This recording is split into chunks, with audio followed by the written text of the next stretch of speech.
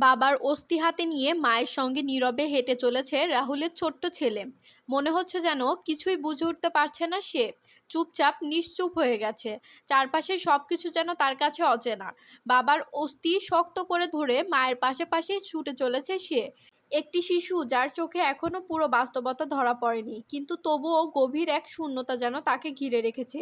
অন্যদিকে প্রিয়াঙ্কা চেষ্টা করে যাচ্ছে নিজেকে শক্ত রাখার, কারণ একটাই চিন্তা, ছেলেটা যেন কোনোভাবে ট্রমায় না চলে যায়। সেদিকে খেয়াল রেখেছে প্রিয়াঙ্কা।